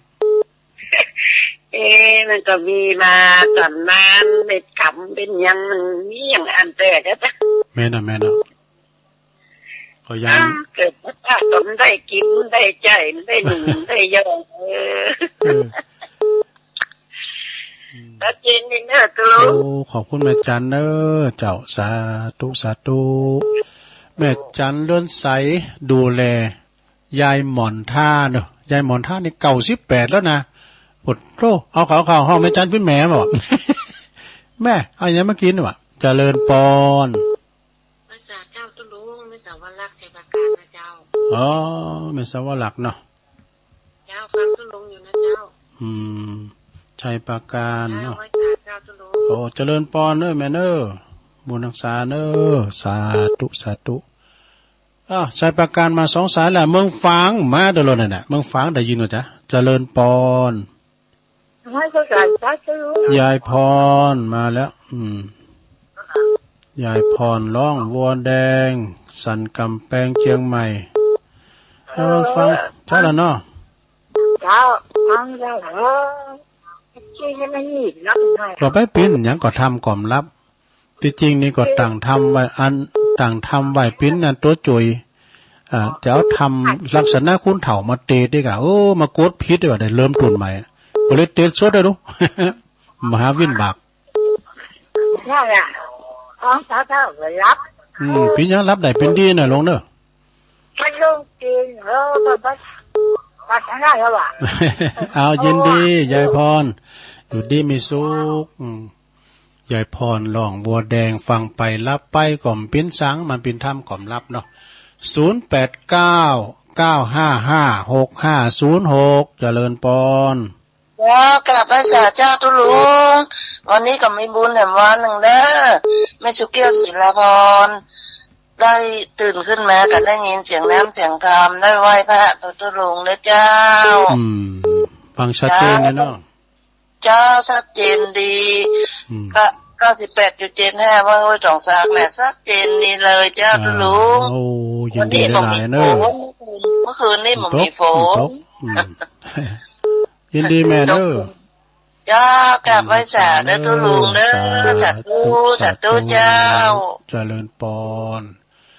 บึดแรงก็มาปักก็อยู่เด้อคำบึดนะ6 โมงถึง 2 ทุ่มต่างปุ่นส่งกระแสเสียงไปทางหลายดอยนางแก้วทางเวียงป่าเป่าแม่ขจารโมเดิร์นเรดิโอเนาะเจริญปอนเจ้าตุลุงแม่เพนนะว่าไปเลย งไฟสว่างตาแสงธรรมะสว่างใจสว่างตาด้วยแสงไฟสว่างใจด้วยแสงธรรมเจ้าความชัดเจนดูเลยดูเลยจัดน้ำเรียบร้อยได้เด้อโอ้ดีละอย่างน้ำเรียบร้อยเนาะขอบคุณนะแม่เพนเด้อคนสู้ชีวิตเนาะแม่ตังแม่บุญปันอูบข้ามเด้อเน้อปิ้นกำลังใจเน้อแม่บุญปันเน้อฟังอยู่ก่อแม่คำอูบข้ามเขาจังกระดาษเจริญปอนไปตัดเจ้าพระลุงไปอยู่เน้ออยู่ไหนแม่ดังกอยเหรอให้แม่สีพันนะเจ้าสวัสดีแม่สุกเน้อตาแม่โจกโจกตอนซ้ายแม่โจเนาะขอบคุณนะแม่เน้อสาธุสาธุ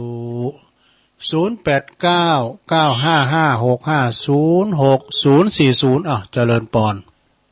มาตรการตุลุงเจ้าแม่จันหอมนะเจ้าโอ้แม่จันหอมปัดตึงครูบาเจ้าฟังตึงวันนะตุลุงดีกะยายพรน่ะเก่งนะเนาะตุลุงโอ้ขนาดรับลูกใหม่ก็เจ๊กได้เลยอายุยืนยาวแต่ยายพรนี่นะป้าเปิ้นก็กอดอยู่ยาอันนะตุลุงแม่นะยายพรเป็นคนดีเนอะดีกะฮักลูกฮักหลานก็แม่ใส่พินน่ะจอม่วนดีตุลุงโอ้นะกะวันนี้ยังนานไหมแต่ก็มาบ่ได้ยินเนาะแต่ต้งหามเจ้าละกรรมนะแม่สายพินกัลยาใจเนอะแม่เนอะเปิ้นซอมนหำไปหมดตุลุงกรรมสการตุลุงชัดเจนดีเนอะแต่ว่าก็หำแพ้วตุลุงหำแพ้วพระอาจารย์เน้นหลักปนมว่านะเจริญปอนแม่อยู่ไหนแม่บัวคำแม่งอนที่เล็กฝางเจ้าโอ้แม่บัวคำโพกระบอกติดแม่งอนนี่เนาะแม่งอนขี่เล็กแม่งอนขี่เล็กฟางมาแล้วฟางมาแล้วอันอยู่ใกล้ๆกับแม่เมานะกะแม่เมากับขี่เล็กเมื่อไรโอ้นั่นมันไก่คนละตำบลต่างโอ้ยังไม่ปานนี่แม่มอไม่ข่าวไม่กินไม่ขานี่ค่ะแม่งอนไปเลยเนาะตำบลแม่งอนนี่กันไหมใช่กะตำบลแม่งอนขี่เล็กเนาะแม่งอนขี่เล็กตั้งขึ้นอ่างขางนะจ๊ะโอ้ไปอ่างค้างเมื่อได้เส้นเพนะแม่โบคำเนาะฟังชัดเจนได้ไหมนะฟังคืนของดอยพระบาทอุดมเนาะโอ้ดีละคนทุกอย่างนั้นเนี่ยแต่สาธุแม่โบคำเด้อสาธุโอ้วันนี้คุณอารมณ์ดีมาได้เจริญปอนไม่กับเจ้าตุลุงแม่อยู่ไหนวันปันนี้ของเลี้ยงเจ้าเจริญปอนเด้อฟังอยู่เจ้าอันนี้ก็อยู่ปุ่นเนาะ0899555606ปนนั้นครับที่ต่างฟังแต่เจ้าตั้งแต่เหตุทำไว้พระมาครับปนนั้นประเสริฐเนาะเราฟังไปเหมือนไปทำพิจารณาไปเขาต่อเราต้องมีขันติแม่นะไม่ใช่ว่าลดเข้าไปเขาคิดไปอ่านไปทำไปเขาเกิดจะได้การสมมุติเขาเก็บบ่ได้เดือดร้อนนี่เขาไปนั่นน่ะก็ให้วันนี้กันจังเนาะเดี๋ยวคติธรรมเนาะเขาทำเป็นรักอันเกิดว่าน้ำทำร่างใจน้ำใส่ร่างหน้าเขาไปคติธรรมปอนนั้นก่อน7 เน็ตเนอะลงดีไม่ยุบเนี่ยชัดเจนดีครับอันตีเสร็จในกระสิอันชัดเจนดีฟังเข้าใจง่ายครับขอบคุณหลายๆเนอะสาธุทำงานลงดีไม่ยุบอันยังมันเนียวเนี่ยจะได้เจ็บเป็นจะไม่หลงไปเป็นครับมีความสุขความเดินหลงโหหลงใจแกออกต่อไปครับสาธุวันนั้นเนี่ยเปิ้นปันปอนเก่งนะโอ้ปันปอนตุลุงเนาะเจริญปอนสาธุลุงแม่บุญพี่นะเจ้าทำกิจกรรมจนตุลุงเรียบร้อยแล้วเนอะเนอะเป็นกำลังใจตุลุงเนอะโอ้ขอบคุณเนอะแม่สาธุโรงพยาบาลลานนาเนอะโอ้เข้ามาใหม่ไม่ดีกำใจกะเจริญปอนเจ้าไว้สาเจ้าตุลุงแม่ซิมโนนสิโจมาเจ้าฝนตกขนาดนึงตุลุงคืนนี้นะดีตกตั้งตี 2มาจนถึงเจ้าเนี่ยท่านนั้นนี่มาตกดีเด้ เจ้าตกขนาดวันนี้จะขึ้นไปเอาหญ้าถาดว่ะเอาหญ้าถาดต้นม่วงนี่เปิ่นนายกเขาจะมาจุยว่ะฝนตกขนาดจะได้เอามูน่ะตุลุงว่ะฟังอยู่เหนือไหวพระตุลุงเจ้าสันตุโมนี่ไม่อายก็ฟังอ่ะแม่เจ้าไม่อายเจ้าไม่อายกันเนาะเจ้าเอาดีแล้วเนอะแม่สีนวลสีจมไหวสาเจ้าเจริญพรฝนก็ตกดีเนาะโอ้วันนี้นายกเขาจะมาโดยเปิดแต่ไปทางหย่ากันเจริญพรไหวสาเจ้าตุลุงจันเจ้าแม่จันปางงิ้วเนาะฟังอยู่เจ้าฟังทำตัวรับตัวตุ้งบอกรับตัวรับอ่ะพี่น้ำมาดาบื้นแมลงฟังใหม่เนาะบื้นแมลงได้ฟังอีกกับพี่น้องทั้งหลายด้อยนะด้อยนาแก้วบื้นได้ก็แม่ขจารโมเดิร์นเลยเดียวเนาะยินดีแม่จันเนอปลงวินนี่เอาไหนก่อนได้ผมเต้นบนปลงวินอันซ้ายสุดได้เจริญปอนแม่ซุงค่ะปลุงแม่คำพี่น้องไตแม่ซุงค่าแม่คำเจ้าแม่คำทำซุงอยู่เนี่ยฮะฟังคำอันบกไม่มหาวิบากเดี๋ยวฟังมหาวิบากอยู่เนาะ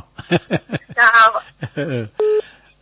วันนั้นกับป้าแม่ซีหลูเขาน่ะแม่คำไปวันนั้นน่ะเราไม่ได้ไปตัวเจ้าแม่ซีหลูเขาหมดแม่อามเขาหมดนั้นหลายกะเจอันละปีพันก็มากไปตัวไปเลินเป็นนำไปแล้ว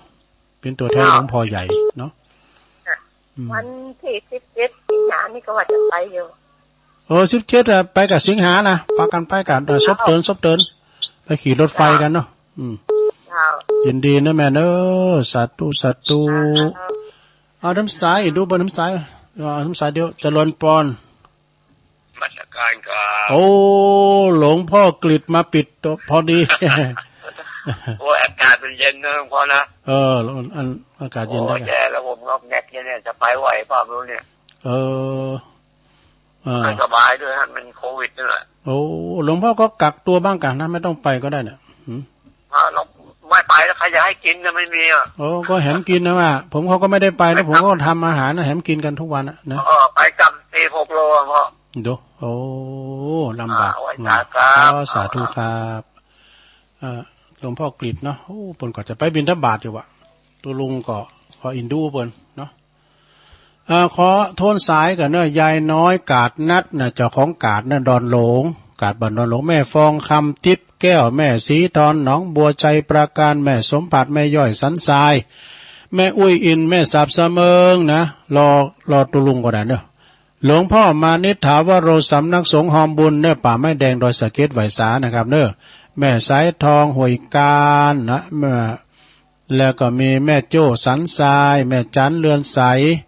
แม่สวรรลักษณ์ชัยปราการยายพรล่องบัวแดงนะแม่สุกแก้วศรีลาพรแม่เพนขาวเตี้ยแม่ศรีพันธ์แม่โจสันทรายแม่โจ้แม่จันหอมปัดตึงหลวงปู่หล่าเนอสันกำแพงแม่โบคำแม่งอนขีดเล็กพอนั้นประเสริฐนาน้อยนาแดงจังหวัดนานแม่บุญพินอ่ำคดจากโรงพยาบาลลานนาแม่สีนวลสีโจมเนี่ยสันตุนโมงแม่อายแม่จันป่าเงี้ยวเวียงป่าเป่าแม่คำเป็นองไตไม้สุงค่าหลวงพ่อกฤษปางโม่เชียงดาวมาปิดรายการได้23 สายก็พอดีนะสถาญาติโยมทั้งหลายวันพัดน่ะมาปักกันหน่อยเนาะวันพัดมาวันพัดน่ะก็มาปักกันแถมเมื่อน่ะนะจันนี่ไปวันพัดก็คำเดียวก็ถึงนะวันเวลามันมุยแล้วถ้ามืดมาแรง6 โมงก็ตุลุงออกรายการตีป่วยทองซักมี2 คืนมื้อนะป่วยทองซักกับแม่ขจารโมเดิร์นเนาะขอบคุณกูเสงกูทรายเนอที่เปิ้นโทมติดก็เอาต่างเก้าแถมใหม่เนาะ แล้วก็ขอบคุณทางสถานีทุกคืนโดยจบจากตัวลงก็ฟังท่านพระมหานิคมกิจจสาโลเนาะวันนี้วันเสาร์ธรรมะจากวัดจันทร์ต่อไปแล้วก็วันนี้ก็ตอน6 โมงก็ฟังมหาสมชาติเนอะชาติปัญโยตั้งแต่6 โมงถึง7 โมงกันต่อไปเนาะนำรายการจากลาสตาไปก่อนเนออยู่ดีมีสุขอายุมันคนยืนมีจูมีใจเหมือนกันจุคนจุตานเนอชัตตารุธรรมาวัฏันติอายุวันโนสุขังปะลัง